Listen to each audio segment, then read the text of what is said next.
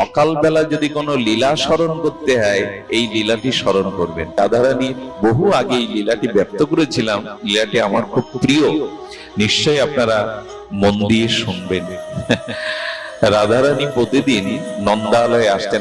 অনেকের ঘুম আসছে, অনুরোধ করছি অলসতা এনেন না, ব্রজের কথাতে ঘুমাতে নাই, ব্রজের কথা উৎকর্ণ হয়ে শুনতে হয়। রাধারানী নিত্য সখীদের নিয়ে ব্রজের পথ অতিক্রম করে নন্দালয়ে আসতেন, গোকুলে আসতেন। আসতেন কেন জানেন? রাধারানীর পাচিত রান্না করা প্রসাদটাই গোবিন্দ প্রতিদিন সকালে পেতেন।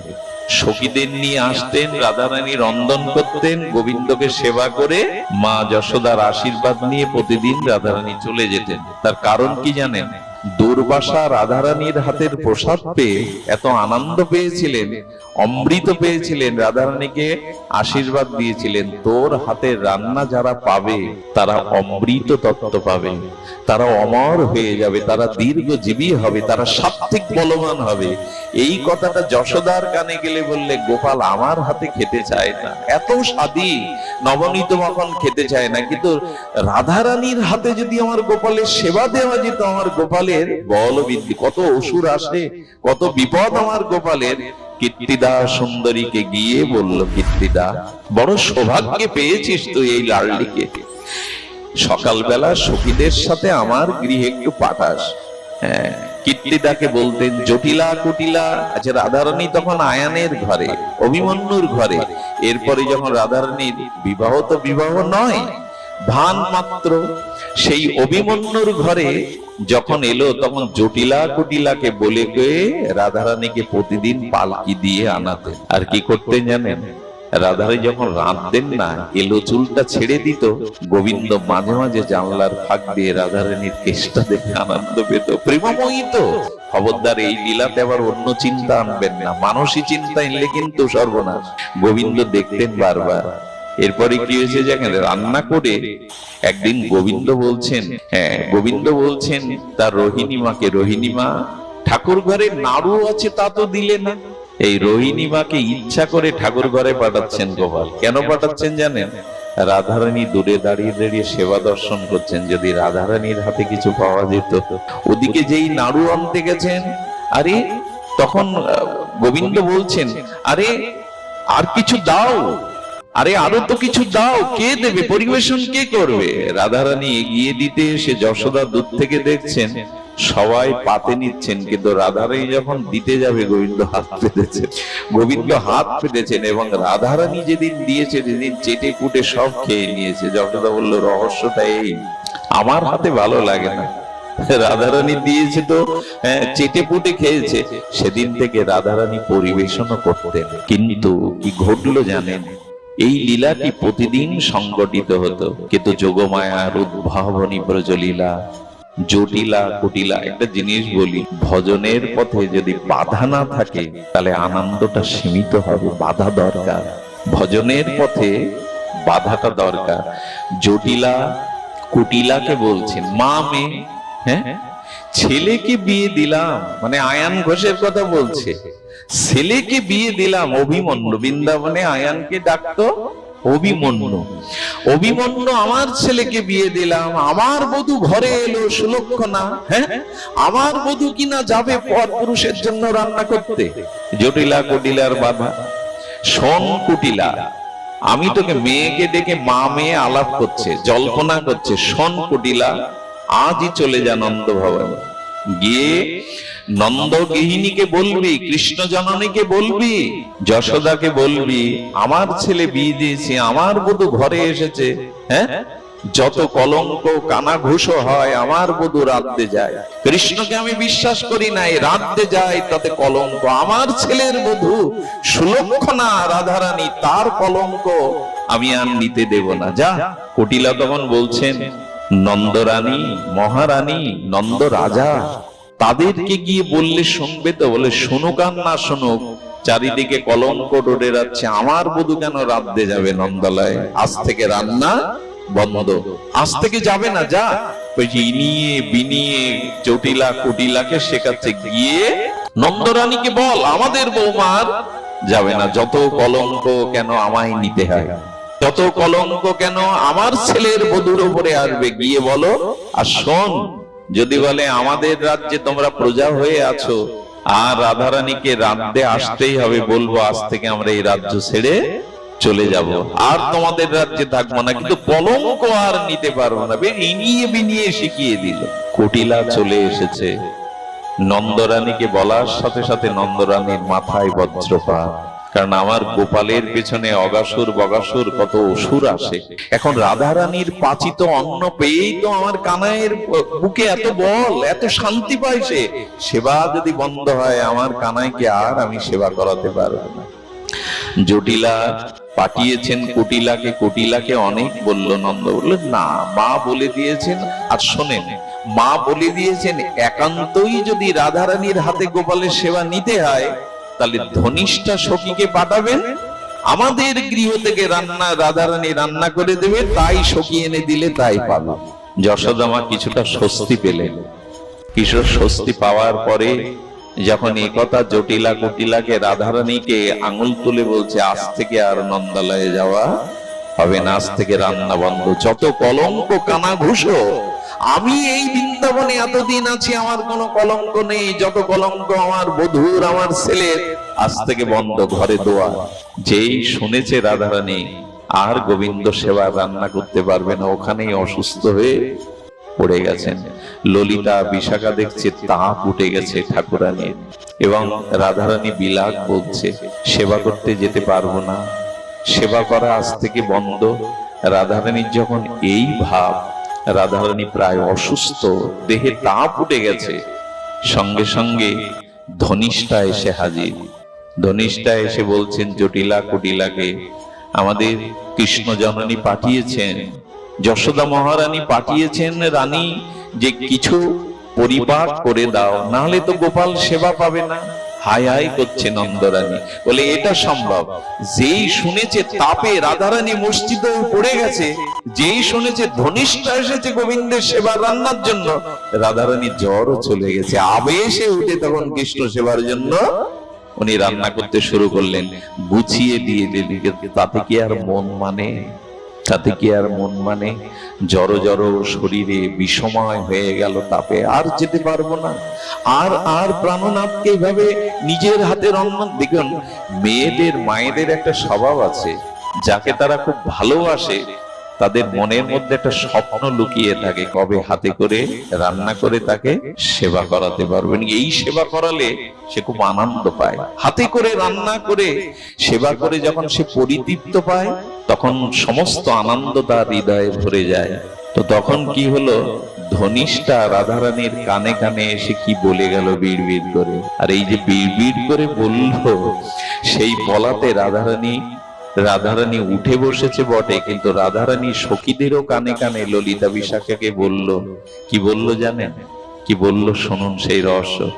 রাধারানী শুয়ে পড়েছে, তাপে তার সমস্ত শরীরে জড়ো জড়ো, কথা বলতে পারছেন না। সঙ্গে সঙ্গে ললিতা বিশাখাকে গিয়ে বলছেন, জটিলা কুটিলাকে সর্বনাশ হয়ে গেছে, রাধারানীকে সর্প কেটেছে। আসলে কৃষ্ণ বিরহের সর্প কেটেছে, কিন্তু কৃষ্ণ কথাটা গোপনে রেখে বলছেন রাধারানীকে বিষাক্ত সর্প দংশন করেছে। এই জটিলা কুটিলা এসে উপস্থিত, দেখছে সত্যি সত্যি চোখে জাল পড়ে গেছে, ওটা তো কৃষ্ণ বিরহের সর্প।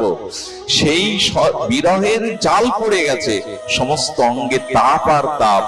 সঙ্গে সঙ্গে রাধারানীর যেন আর জ্ঞান নেই, বৌমা বৌমা করে পাগল। তখন সন্ধ্যা নেমে গেছে। তাড়াতাড়ি জটিলা বলছে, অভিমন্যু তাড়াতাড়ি ওঝা ডেকে আনো, তাকে বাঁচাতে হবে। রাধারানী ওর মধ্যেই বিড়বিড় করে বলে উঠলেন, কোন পুরুষ ওঝা যদি আমার গায়ে হাত দেয়, আমি ওইখানেই মারা যাব, বিষে না। ওঝা, কোন পুরুষ ওঝা এসে যেন আমার অঙ্গে হাত না দেয়। বললেন, আরে এখন কি আপদকালীন সময়ে বিচার করতে হয়? পুরুষ ওঝা নারী ওঝা, নারী ওঝা পাবো কোথায়? আরে যে করে হোক বাঁচা। অভিমন্যুকে বলছে দৌড়ে যা। আচ্ছা তোরও না যাস? বিদ্য জটিলা দৌড় মেরেছে, দৌড় দিয়েছে। দৌড় দিতে দিতে কোথায় গেল জানেন? বৃন্দাবনের সব সমস্যার সমাধান করেন পূর্ণমাসী দেবী, যোগমায়া পূর্ণমাসী।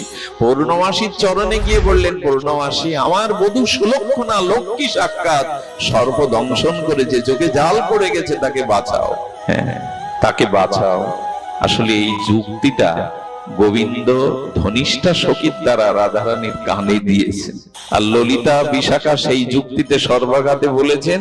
আর এইদিকে দেখুন কি ঘটনা, সঙ্গে সঙ্গে পূর্ণমাসী বললেন, দেখো এখন এই সন্ধ্যাকালে ওঝা কোথায় পাবে? আমি তো মন্ত্রবিদ্যা জানি না, তবে তোমার ভাগ্য জটিলা।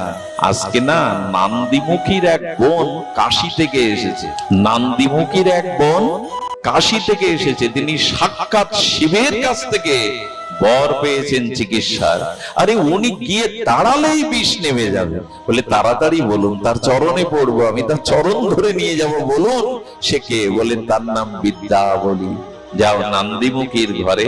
আসলে আগে থেকেই গোবিন্দ নান্দিমুখীর ঘরে তার বোন বিদ্যাবলী সেজে ওঝা সেজে বসে আছে। কি অপূর্ব ব্রজলীলার মহিমা! আগে থেকেই বিদ্যাবলী রূপে। আর জটিলা গিয়ে পড়বে না নান্দিমুখীর চরণে পড়ে বললেন, আপনারা ব্রজের প্রাচীন, আপনারা ব্রজের সবকিছুই, কৃপা করো না। আপনি আমাদের বধূকে সর্পে কেটেছে, বধূর জাল উঠে গেছে, এতক্ষণে বধূ আছে কিনা বিষে জড়ো জড়ো, কৃপা করে চরণে পড়েছেন। বললেন, ও তোমার ভাগ্য বটে, আজকে বিকালে আমার ভোগ নিয়ে এসেছে, ছোট বোন এসেছে কাশী থেকে, নাম বিদ্যাবলী। সর্ববিদ্যায় তো তিনি মহাদেবের বর আশীর্বাদ প্রাপ্ত। তবে আমার বোন অপরূপ রূপমাধুর্য নিয়ে বাইরে কোথাও চিকিৎসার জন্য বেরোন না, রোগীকেই এখানে আনতে হবে। বলেন আমি তার চরণে পড়বো, আমি তার হাতে ধরবো, না পারলে পায়ে ধরবো। আমাদের বধূর আর আশার উপায় নাই, তাকেই যেতে হবে। আমি বলে দেখো পায়ে পড়ে দেখো যদি যায়। ও তো কোথাও যায় না, ব্রাহ্মণ কন্যা, কারো স্পর্শ নেয় না। কৃষ্ণ বিদ্যাবলী সেজে বসে আছে খাটের উপরে। পড়বে না জটিলা গিয়ে চরণে কৃপা করুন, আপনি মহান, আপনি এসেছেন কাশী থেকে, কৃপা করুন, আমার বধূ গেল বুঝি। সব শেষ হয়ে গেল। বলো ওঠো, কে তুমি? বলে আমি জটিলা। কৃষ্ণ, আচ্ছা কৃষ্ণ যখন মালিনী সাজে তখন মালিনী ধরবার শক্তি রাধারানীরও নাই, ধরা না দিলে। উনি যখন যা কিছু সাজেন, গোবিন্দ যখন সাজেন তাই তো হয়ে যায়। তো বিদ্যাবলী তখন বলছেন, আমি যেতে পারি কিন্তু যাব না। যাবেন না কেন? বলে আমি দূর থেকে শুনেছি এই ব্রজে নন্দ রাজার এক ছোড়া আছে, নাম কানাই। সুন্দরীর দিকে যদি তার একবার দৃষ্টি যায়, সে সুন্দরী আর সংসার করতে পারে না। তো আমি তার দৃষ্টির মধ্যে যেতে রাজি নই। একবার যদি তার দৃষ্টি পড়ে, সে আর ঘর সংসার করতে পারে না, তার পিছনে লেগে যায়, আমি যাব না। বলে আমি পালকি নিয়ে ঢেকে নিয়ে যাব। বলে তাকে আর সে মানাবে? কোন ফাঁকে এসে সে দেখবে আর আমার সংসার করবে? বলে আমি আপনাকে পালকি করে নিয়ে যাব। চরণে পড়ে বলে একবার যাই, তোমার বধূ যখন বিপদে পড়েছে, নান্দিমুখীকে নিয়ে পালকিতে চলেছেন কৃষ্ণ। কি অপূর্ব এই লীলাগুলি! জানি না যারা এই লীলা ভাবনা করে তাদেরই তো আনন্দ জাগে। এই লীলাই মধ্যেই আনন্দ। পালকিতে চড়ে বিদ্যাবলী রূপ গোবিন্দ আজ চলেছে জাপটে, চলেছেন জটিলা কুটিলার মন্দিরে। জটিলা কুটিলার মন্দিরে এসে যেই বিদ্যাবলী লেগেছে, রাধারানী গোবিন্দের অঙ্গগন্ধ হয়ে সতেজ হয়ে উঠেছে। তবু কিছু বলবার নেই, তিনি অমনি করে পড়ে আছেন। সঙ্গে সঙ্গে গোবিন্দ যে রাধারানীর ঘরে গেছে, রাধারানীর সমস্ত দেহ যেন শীতল হয়ে গেল। গোবিন্দের অঙ্গগন্ধে রাধারানী পরমানন্দে যেন প্রাণ ফিরে পেলেন। গোবিন্দ তখন বলছেন, প্রথমে রাধারানীর চোখ দেখে বলছেন সর্বনাশ, কিন্তু বিষ মাথা পর্যন্ত উঠেছে। জটিলা তখন অনুরোধ করছে, আপনি সবই পারেন, আপনি কৃপা করুন। তখন বলছে, দেখো আমি একটু চালক দিয়ে দেখি, আমি তো তুলো রাশি, চালক দিয়ে দেখি বিষ কত বন্ধ উঠলো। রাধারানী শ্রী অঙ্গে, খবরদার এখানে যেন কেউ রক্ত মাংসের ভাবনা এনে ফেলবেন না, অভিশাপে কিন্তু মরে যাবেন। রাধা কৃষ্ণ একই প্রেম তত্ত্ব। রাধারানীর চরণ থেকে ধীরে ধীরে গোবিন্দ হাত তুলতে তুলতে যখন মস্তকে হাত দিয়েছেন, বলে বিষ তো মস্তকেই উঠেছে। আচ্ছা এখন যে অবস্থা, তোমাদের এই ঘরে কারো থাকলে সব ঘর থেকে চলে যাও, এই চিকিৎসা তোমরা কেউ থাকলে বিদ্যা এই মন্ত্র কাজ করবে না। রাধারানীর শ্রী ঘর থেকে সবাইকে বের করে দিলেন। বের করে দেওয়ার পরে লীলাময় গোবিন্দ তখন বলছেন, ঘর থেকেই বলছেন, আমি দুটো মন্ত্র প্রয়োগ করলাম, কিন্তু মন্ত্র কাজ করছে না, বধূকে বুঝিয়ে আর বাঁচানো।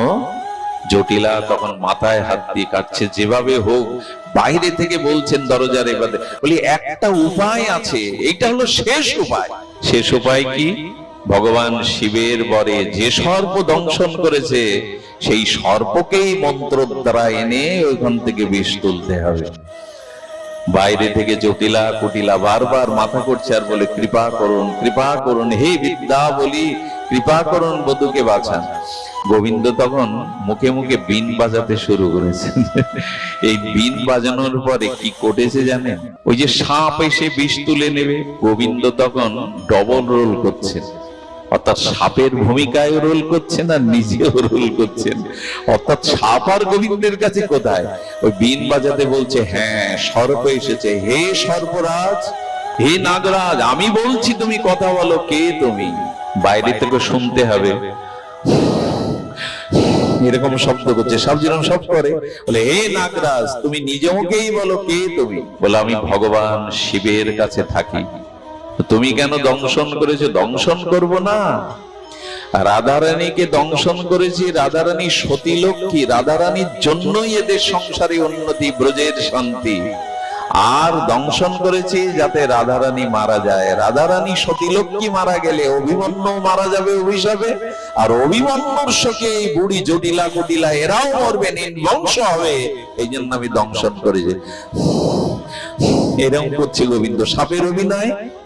আচ্ছা নাগরাজ, তুমি এত কেন এদের প্রতি ক্ষেপে গেলে, কেন কি রুষ্ট হলে? বলে রুষ্ট হব না, দুর্বাসা শিবেরই অংশের অবতার, সেই দুর্বাসার আশীর্বাদ ছিল রাধারানীর হাতে, যারা অন্যভাবে তারা দীর্ঘায়ু হবে, পরম বলবান হবে, সেই সেবা বন্ধ করেছে। শিব ঠাকুর রুষ্ট হয়ে গেছে, আর দুর্বাসা রুষ্ট হয়ে গেছে, তাই অভিসম্পাদ দিয়ে বলেছে, যা রাধারানীকে কুলবধূকে মেরে দিলে অভিমন্যু শোকে মারা যাবে, আর পুত্র শোকে জটিলা কুটিলা মারা যাবে, সব নির্বংশ হবে। জটিলা তখন বলছেন, একবার নাগরাজ কৃপা করো, আর বাধা দেব না, আর কোনোদিন রাধারানীকে বাধা দেব না, এবারের মতো ক্ষমা করো। নাগরাজ শিব ঠাকুর পাঠিয়েছেন আর দুর্বাসা তোমায় পাঠিয়েছেন, কিন্তু আমি বলছি শিব ঠাকুরের দোহাই দিয়ে তুমি বিষ তুলে নাও। বলো তুলতে পারি একটা শর্তে, তুলতে পারি একটা শর্তে, যদি রাধা রানীকে পাঠান নিত্যদিনের ন্যায় নন্দ ভবনে রান্নার জন্য, তাহলে বিষ তুলতে পারি। কি কায়দা গলিলা! তখন বলছেন, আচ্ছা। জটিলা বাইরে থেকে চিৎকার করছে, আর বাধা দেব না, আর বাধা দেব না, নাগরাজ কৃপা করুন, আর বাধা দেব না, বধূকে কোনোদিনই আর বাধা, এখন থেকে আমি নিজেই পাঠাবো, সুস্থ করে দাও। এই ফোঁস ফোঁস করতে করতে বিষ তুলে যখন চলে গেলেন, রাধারানী তো উঠেই বসেছেন। রাধারানী উঠে বসার সাথে সাথে দরজা খুলে বিদ্যাবলী চোখ বন্ধ করে বললেন, বিধাতার ইচ্ছা তাই তোমার বধূ বেঁচে গেল। গায়ে হাত দিয়ে আদর করতে করতে বলছে, এই তো গা তো শীতল, সুস্থ হয়ে গেছে। তখনই নন্দীমুখী আর বলছেন, তাহলে এবার আমাদের কাজ শেষ। জটিলা কুটিলা হাত জোর করে বললেন, কি পারিতোষিক দেব, দক্ষিণা দেব? বলে খবরদার, আমি ব্রাহ্মণ কন্যা, আমি কারো কাছে দক্ষিণা নেই না। বলো চিরদিন আপনার চরণে আমরা ঋণী, চিরদিন আপনার চরণে। নন্দীমুখী দেখলো বিষ তো গেল, যুগল মিলন তো হলো না। সঙ্গে সঙ্গে নন্দীমুখী বলছেন জটিলা কুটিলাকে, দেখো আমার মনে হয় বলে আপনারা থেকে যান না, এই রাত্রে আর কোথায় যাবেন? বলে কথাটা বলেছ ঠিক, কারণ বিষ একবার নেমে গেলে আবার ওঠার সম্ভাবনা থাকে, এই জন্য ওঝাকে এক রাত্রি রোগীর পাশে থাকতে হয়। বিষ যদি আবার ওঠে, বিষ যদি আবার ওঠে, এক রাত্রি থাকতে হয়। গোবিন্দ চাইছিলেন তাই, গোবিন্দ তাই চাইছিলেন। বললেন, আমি বিছানা করে দিচ্ছি, একেবারে ঝেড়ে ঝুড়ে মঙ্গলে ফুল টুল দিয়ে সাজিয়ে জটিলা কুটিলায় কৃপা করে একটা রাত্রি থেকে যান, যদি আবার বিষ ওঠে। ঘরের দরজা দিল, রাধা মাধবের নিত্য বিলাসে মিলন হলো। এই লীলাগুলি আমাদের শুনতে এরকম লাগছে, যারা নিত্য এই লীলা চিন্তা করে তাদের না জানি কত আনন্দ হয়। এই লীলার মধ্যেই আছে পরম আনন্দ। আর এটি ভাবতে ভাবতে ভাবতে ভাবতে কোনো না কোনো জন্মে গুরুদেবের কৃপায় ওই বৃন্দাবনে গোপীর ঘরে জন্মে এই নিত্য লীলাতে প্রবেশ করা যাবে। এই জন্য মহাপ্রভু এই মঞ্জরি ভাব সাধনা দিলেন। আর আমাদের গোস্বামীগণ কি বললেন? আত্মানাং চিন্তায়তে তত্র তাসাং মধ্যে মনোরমম রূপ যৌবন্য সম্পন্নম কিশোরী প্রমাদাকৃতিম। এই আত্মা মাঝে গুরুদেব প্রদত্ত একাদশ ভাবাত্ম এই রাধারানীর কিঙ্করী মঞ্জরি ভাবতে ভাবতে, লীলা ভাবতে ভাবতে রাধারানী কোনো না কোনো জন্মে তোমাকে নিত্য লীলায় নিয়ে দেবেন। এইভাবে মঞ্জরি ভাবনা ভাবতে ভাবতে কতজন গেছে জানেন? রাধারানীর সেবিকার সংখ্যা, রাধারানীর সেবিকার সংখ্যা কত? আপনি যেতে পারেন। রাধারানীর সেবিকার সংখ্যা 20,08,000। কয়জন? 20,08,000 পৌঁছে গেছে। আপনিও যদি রাগ মার্গে কামবিস কাম গায়ত্রী মঞ্জরি ভাব পান, এই লীলা চিন্তা করতে করতে কোনো না কোনো জন্মে রাধারানী ব্রজের নিত্য লীলাতে আপনাকে মঞ্জরি রূপে নিয়ে নেবেন। আসুন রাধা মাধবের এই যুগল ভাবনা, আমাদের এই লীলা ভাবনায় আমাদের সারো। শুধু হরিনাম করবেন না, হরিনাম করতে করতে এই লীলাগুলো হৃদয়ে স্মরণ করবেন।